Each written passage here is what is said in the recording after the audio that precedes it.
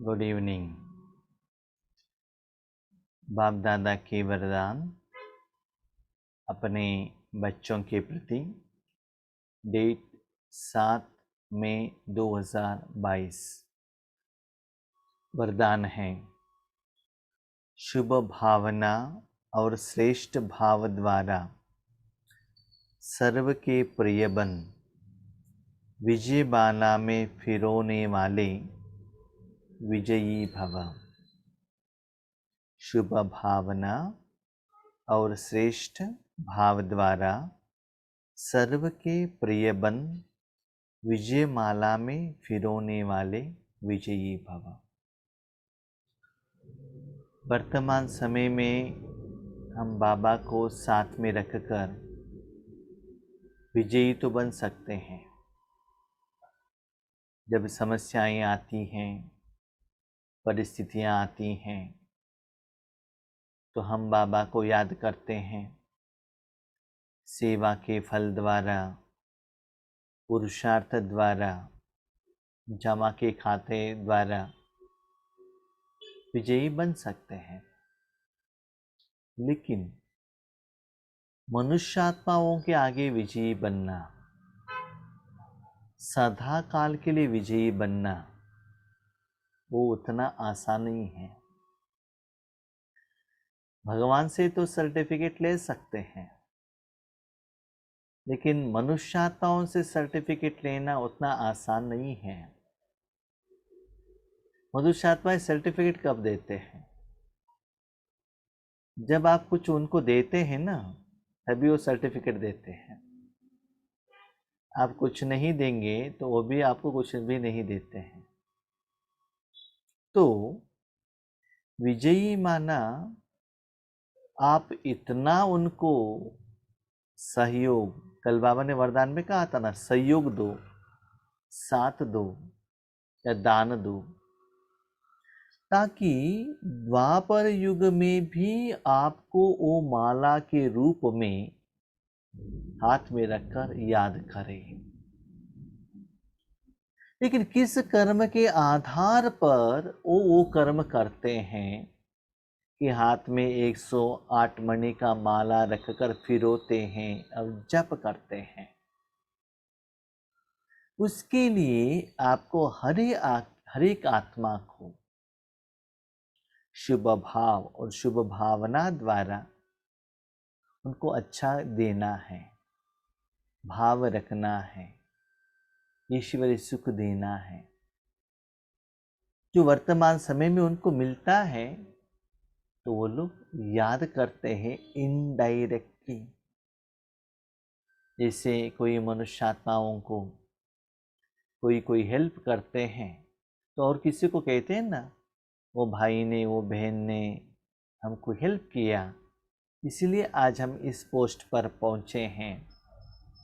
Education देने के लिए वो निमित्त बने। तो ऐसे ही बाबा कहते हैं उन लोगों को ज्ञान मालूम नहीं है,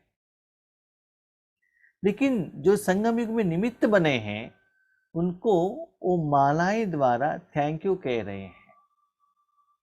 तो क्या होता है, एक तो भगवान को थैंक यू कहना वो बात अलग है, उसके साथ निमित्त बने हुए आप आत्माओं को भी जाने अनजाने में थैंक यू कहते हैं। तो वैसे विजय माला में आने वाले विजय मणि बनना है तो क्या करना है? भले आपके आगे कोई भी आत्मा कैसे भी पार्ट करे, कैसे भी बिहेव करे, आपके प्रति डायरेक्टली, आपके आगे या इनडायरेक्टली, कहाँ भी कुछ भी बोले, लेकिन आप शुभ भावना रखो। जैसे शिव बाबा कहते हैं ना, बच्चे ड्रामा में ज़्यादा ग्लानि मेरा ही होता है 2500 साल। ब्रह्मा बाबा का ग्लानि कब होता है? जब शिव बाबा एंटर होते हैं उसके बाद। लेकिन शिव बाबा का तो 2500 साल से ग्लानि होता है। फिर भी देखो, दुनिया का कल्याण कौन करता है? पावन कौन बनाता है? श्रेष्ठ कौन बनाता है? थोड़ा सोचिए, उतना गाली विदाउट मतलब, आपने कुछ गलती नहीं किया फिर भी उन्होंने गाली दिया, तो आपका स्थिति कैसा होगा? वर्तमान समय में हम जो गलती किया है उसके लिए वो गाली दे रहे हैं, गुस्सा कर रहे हैं, वो तो ठीक है, लेकिन कुछ किया ही नहीं, आपके वो ऊपर गुस्सा करेंगे, तो आपको कितना गुस्सा होगा, उसके प्रति नेगेटिव भाव कितना आ जाता है। तो ऐसे नहीं करना चाहिए। कोई भी आत्मा हो, कुछ भी कहे, शुभ भाव, उनके प्रति कल्याण हो, तो क्यों बाबा कहते हैं बच्चे, ऐसे आपका मन निर्मल पवित्र नहीं है तो जब योग पर बैठते हैं ना, उनका ही बात, वही आत्मा, वही सब्जेक्ट, वही ज्ञान, वही क्रोध की बातें, वही बीच में आ जाता है। तो क्या होता है, भगवान का जो एनर्जी है ना, आपके द्वारा फ्लो नहीं होता है। जैसे कि आप घर में बैठे हैं, कुछ बदबू आ रहा है तो क्या होगा, आपका अटेंशन उसकी तरफ ही जाएगा ना। भले आप अच्छा भोजन खा रहे हो, लेकिन एक कुछ बदबू आ रहा है तो क्या होता है, अटेंशन उसके तरफ जाएगा। तो ऐसे ही मन से उन सभी को माफ कर दो, उनको भी शुभ भावना शुभ कामना रख दो। जैसे लौकिक में भी क्या होता है ना, थोड़े बच्चे माँ, स्पेशली माँ को गाली देते हैं, आपने ये नहीं दिया वो नहीं दिया, फिर भी माँ क्या करती है, सभी लोगों को भोजन देती है, मेरा बच्चा का कल्याण हो, अच्छा हो। तो मनुष्य आत्माओं का ये भाव है, आप तो परमात्मा के बच्चे हो, तो आपके पास कितना विशाल बुद्धि रहना चाहिए। तो ऐसे विजय माला में फिरोना है तो हर एक आत्मा के प्रति शुभ भाव और शुभ भावना, माना उस आत्मा का कल्याण हो, उसका कोई गलती नहीं है, उनको नॉलेज नहीं है। कोई साइकेट्रिक पेशेंट है, कोई दारू पिया हुआ है, तो कुछ कहते हैं तो आप क्या करते हैं, चुपचाप जाते हैं, क्यों, उनका माइंड उनके कंट्रोल में नहीं है। तो ऐसे ही हर एक आत्मा उन्होंने किया हुआ कर्मों के हिसाब किताब से एडिक्टेड है, इसलिए वो बता रहे हैं, उनका ओरिजिनल गुण वो नहीं है, लेकिन वो ऐसे कहलवा रहे हैं। ऐसे समझकर सभी आत्माओं को माफ कीजिएगा। जब राजयोग पर बैठते हैं या कर्म योग पर रहते हैं, हर एक आत्मा के प्रति शुभ भाव, बाबा इस आत्मा को कल्याण हो। कोई साइकेट्रिक पेशेंट मिलता है, आपको कैसे लगता है, आपको गाली देते हैं, भगवान इसका कल्याण करो ना, इनको ठीक करो ना।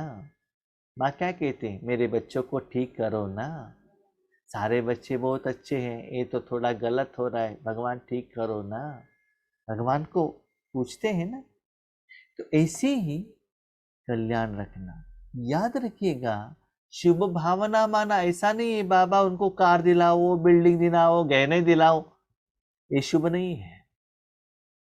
शुभ क्या है, आत्मा के लिए जो चाहिए, परमानेंट के लिए चाहिए। आज आपने कार दिलाया, कल एक्सीडेंट हो गया तो क्या होगा, वो चीज से उनको दुख होगा ना।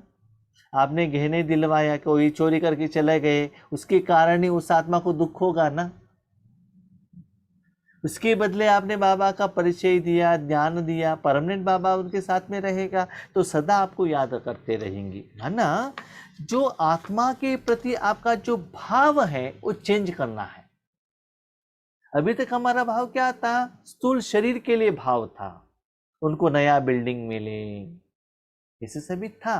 अभी शुभ माना आत्मा के कल्याण के लिए जो भी है वो सोचो। सिर्फ सोचने से, संकल्प करने से कुछ नहीं होता है, देना भी पड़ेगा। तब जो आप देते हो उसके आधार पर उनके हाथों में, भक्त लोगों के हाथ में, भले हम लोगों ने भी माला फिरोया होगा, मैंने तो नहीं फिरोया, कोई ऐसे नवदा भक्ति करते भी बाबा के बच्चे हो सकते हैं, और अभी भी कोई भक्त कर रहे होंगे, भले हाथ से माला नहीं पिरोते हैं तो भी हरे राम हरे कृष्ण मुख से तो कहते हैं ना। अब इस्कॉन में जाइए तो क्या होता है, वही चलता है ना। तो ऐसे एबल बनने के लिए आपको ऐसे पुरुषार्थ करना पड़ता है। जैसे लोगों की में भी आपको सीए कंप्लीट करेंगे तो चार्टर्ड अकाउंटेंट वो जो उनका ग्रुप है ना उसमें ऐड करते हैं। आईएएस आप पास करेंगे तभी आपको वो जॉब मिलता है ना। तो वैसे ही अलौकिक जॉब करना है तो एक क्वालिटीज आपको अभी भरना पड़ेगा। कोई किसी भी भाव से बोले व चले, लेकिन आप सदा हर एक के प्रति शुभ भाव श्रेष्ठ भाव धारण करो। बाबा कितने सुंदर बात कहते हैं, धारण करो। धारण करो माना क्या है? घर से जब हम बाहर निकलते हैं ना, हेलमेट पहनो तो क्या होगा, बारिश नो प्रॉब्लम, धूप नो प्रॉब्लम, कुछ मट्टी आ रहा है नो प्रॉब्लम। क्यों? ग्लास को और हेलमेट को लग रहा है, अब कुछ नहीं लगता है। तो वैसे इस श्रेष्ठ भाव को धारण करने से जो भी वो नेगेटिव भेजते हैं ना, वो पॉजिटिव व्हाइट ओरा को टच होगा और पॉजिटिव होकर चला जाएगा, इसका प्रभाव आपके ऊपर नहीं आएगा। इसमें विजयी बनो तो मालवा में फिरौने के अधिकारी बन जाएंगे, अधिकार मिल जाएगा। जैसे अभी बाबा ने कहा ना, आईएएस किया तो आपको गवर्नमेंट पावर देगी, आईपीएस किया तो ए पावर देगी। वैसे ही आप ऐसे कर्म करेंगे बाबा द्वारा तो बाबा भी आपको अधिकार देगा, क्योंकि सर्व के प्रिय बनने का साधन ही है संबंध संपर्क में हर एक के प्रति श्रेष्ठ भाव धारण करना। यस, कभी कभी क्या होता है ना, किसी के ऊपर हम गुस्सा भी करते हैं, कुछ कहते हैं, उस समय भले उनको बुरा लगता है, फिर भी उसके ऊपर श्रेष्ठ भाव रखना है, अंदर का भाव अच्छा रखो ना। जैसे हम छोटेपन में कुछ गलती करते थे ना, माँ बाप थप्पड़ लगाते थे, टीचर स्कूल में भी थप्पड़ लगाते थे, हमको गुस्सा आता था। लेकिन आज पता चल रहा है भले उन्होंने गुस्सा किया लेकिन उनका भाव अच्छा था। इसलिए किसी को आप ज्ञान दो, एजुकेशन दो, उनकी गलती के बारे में आप बताओ। ऐसा नहीं कि उनको नीचे भेजने के लिए, नहीं, भाव अच्छा हो, उनका इंप्रूवमेंट्स के लिए, मन के अंदर से जो इंटेंशन है ना वो अच्छा हो, तब क्या होगा, स्लोली उनका मन भी परिवर्तन हो जाएगा, जो उन्होंने सोचा है ना वो चेंज हो जाता है। इसे श्रेष्ठ भाव वाला सदा सभी को सुख देगा, सुख लेगा। जब तक सुख नहीं देंगे तब तक सुख ले नहीं सकते हो। जब तक धरती में अच्छा बीज नहीं डालेंगे अच्छा फल ले नहीं सकते हो, किसी को फल दे नहीं सकते हो। यह भी सेवा है तथा शुभ भावना मनसा सेवा का श्रेष्ठ साधन है।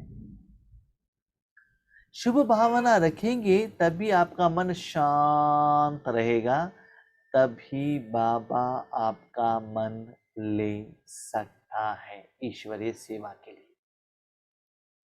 जैसे हम बीके सेंटर पर जाते हैं तो कैसे जाते हैं, वाइट कपड़ा पहनकर जाते हैं ना, उसमें कुछ दाग है या कुछ उसको लगा हुआ है या सांबार गिरा हुआ है, वो पहनकर जाएंगे तो अच्छा लगेगा क्या? नहीं है ना। तो ऐसे ही आपका मन श्रेष्ठ रहने के लिए हर आत्मा के प्रति शुभ भाव हो, तो ऐसी सेवा करने वाले विजयी माला के मणि के बन जाते हैं। ऐसा सेवा करने वाला माना मन में किसी के प्रति धड़ा, गुस्सा, नीचे दबाने का नो, सभी को ऊपर उठाने का, और सभी मेरे से आगे चले। यस, वेल, अच्छा है। उनको देखकर हम भी तो अपना पुरुषार्थ को आगे बढ़ा सकते हैं, उनको पीछे खींचने का नहीं है। अपना व्हीकल को फास्ट बनाओ, अपना रूट में फास्ट में चले जाओ, ठीक है। स्लोगन, कर्म में योग का अनुभव करना ही कर्मयोगी बनना है। कर्मयोगी किसको कहते हैं? कर्म करते हुए आपको भगवान का याद आए, ठीक है, भगवान का सुख का याद आए तो उनको कहते हैं कर्मयोगी। भले कुछ भी कर्म करो, आपका मन बुद्धि बाबा के साथ में रहे तो वही अनुभव आपको होना चाहिए। कभी कभी हम लोग क्या करते हैं ना, ड्राइविंग करते रहते हैं, मुख से कुछ खाते ही रहते हैं, लेकिन अटेंशन कहाँ जाएगा? डाइविंग की तरफ जाएगा ना, ज़्यादा अटेंशन माना आत्मा का एनर्जी। वैसे ही कर्म करते हुए भी ज़्यादा अटेंशन योग की तरफ रहो। लेकिन ऐसा नहीं कि सदा ऐसे ही रखो, ऐसा नहीं है। आप देखेंगे तो कर्म के बीच बीच में भी आपको टाइम मिलेगा। जिससे कि आप कर्म करते हो ना, आपको बीच में चाय पीने का टाइम मिलेगा, पानी पीने के लिए टाइम मिलेगा, किसी का फ़ोन आ गया तो उनसे बात करने के लिए टाइम मिलेगा, व्हाट्सएप मैसेज देने के लिए टाइम मिलेगा। तो ऐसे थोड़ा सा अटेंशन रखो कि कहाँ मैं टाइम निकाल सकता हूँ, ताकि उसके तरफ थोड़ा ज़्यादा अटेंशन रखो। बाबा का शक्ति का अनुभव करो। वो करते जाएंगे तो आपको कर्म से भी ज़्यादा वो योग की तरफ ही अटेंशन रहेगा। वो कैसे? सिंपल, बाबा एक एग्जाम्पल देते हैं। जैसे आप शादी पर गए हैं और कहाँ भी बाहर गए हैं, आप अकेले नहीं गए, आपके अपने बच्चों को लेकर गए। छोटा सा बच्चा है, 5-6 साल का है, लेकर गए हैं, वो आपके साथ नहीं रहता, इधर उधर घूमता ही रहता है।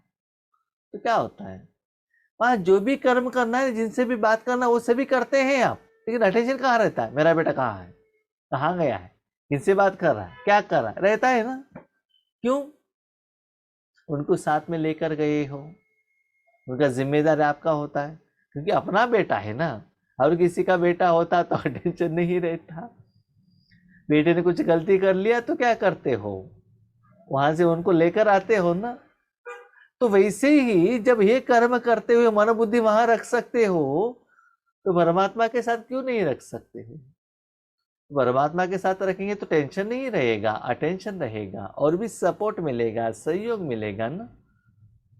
तो सब कुछ करने को आता है, थोड़ा अटेंशन रखना है आपको, थोड़ा सा उसकी तरफ थोड़ा सा अटेंशन रखिएगा, तब आपको पता चलेगा कैसा ये सभी युक्ति अपना सकते हैं। थोड़ा ट्राई कीजिएगा, क्योंकि कल बाबा ने ये बताया तो बाबा का सपोर्ट भी ज़्यादा मिल जाएगा। तो आपको उस समय क्या होता है ना, कर्म से भी ज़्यादा योग ज़्यादा होता है। माना जो भोजन कर रहे ना, उसका टेस्ट की तरफ नहीं रहता, आपका बेटा क्या कर रहा है उसकी तरफ अटेंशन रहता है। रिश्तेदार से क्या बात कर रहे हैं, उन्होंने वो क्या बात करे, वो अटेंशन नहीं रहता, मेरा बेटा क्या है। बेटे के बारे में यहाँ बात करेंगे उनसे, मेरा बेटा तो इतना हरकतें करता है ना, एक जगह पर नहीं बैठता, इसलिए मुझे वहां देखना पड़ रहा है। तो ऐसे ही बाबा के साथ रहेंगे ना, आप भले किसी से बात करें या न करें, आपकी आंखों से, आपके मुख से, आपकी सोच से, संकल्प से वो वाइब्रेशन निकलेगा। जैसे कि कोई माँ बार बार बेटे को देखते हैं ना, तो बाजू वाला देखते, किसको देख रहे हैं, वो मेरा बेटा है, तो पता चलेगा ना आगे वालों को भी। तो ऐसे ही आप कर्म में बाबा के साथ में रहेंगे ना, ये भी भगवान का पहचान हो जाएगा, उनको भगवान का अनुभव हो जाएगा, अनुभूति हो जाएगा। ये भी एक नया सेवा का विधि है। सेवा माना ऐसा नहीं मुख से ज्ञान सुनाओ, उनको बाबा का टोली दे दो। ज्ञान सुनाओ माना क्या है, बाबा के साथ ही कनेक्टेड है ना निराकार में। मई करके ज्ञान सुनाएंगे तो भगवान का प्रत्यक्षता नहीं होगा। हाँ, याद रखिएगा, आप अकेले रहेंगे तो नहीं होगा। पॉम्पलेट्स देने के समय पर भी भले वहां भगवान का ज्ञान है, मैं अहंकार से देंगे तो भगवान का पहचान नहीं होगा। टोली देते हो, भगवान की याद में दे दो, इसका मतलब भगवान का निराकार एनर्जी जिसमें है, तभी भगवान का पहचान लोगों को मिल सकता है। तो टोली द्वारा दे सकते हो, पॉम्पलेट्स द्वारा दे सकते हो, मुख के ज्ञान द्वारा दे सकते हो, क्या मनसा द्वारा नहीं दे सकते हो क्या? याद रखिएगा, मनसा द्वारा देने से ना आप सेफ रहेंगे। क्यों? ज्ञान सुनाएंगे तो वो उल्टा क्वेश्चन पूछ सकता है, उन्हें कुछ क्वेश्चन पूछ ले तो आपका आंसर, आपके पास आंसर नहीं हो सकता है। आपने टोली दिया, वो कहाँ भी फेंक भी सकता है, आपको कैसा लगता है, देखो कितना भगवान का टोली है, कितना प्यार से दिया है, माउंट आबू से लाया था, ये नहीं खा रहा है। आपने पॉम्पलेट्स दे दिए, उन्होंने फेंक दिया, तो आपको अच्छा नहीं लगता है ना। और मनसा दे दो तो क्या होता है, कितना दिया है, क्या दिया है, आपको पता ही नहीं चलता, उनको जाकर पहुंच जाता है। तो ऐसे सेवा का जरूरत है। तो ऐसा भी आप सेवा कर सकते हो, इसके आधार से शुभ भावना, शुभ कामना भी रख सकते हो, कर्मयोग भी हो जाएगा, साथ में माला में फिर वही जाएंगे। ठीक है, अच्छा, ओम शांति।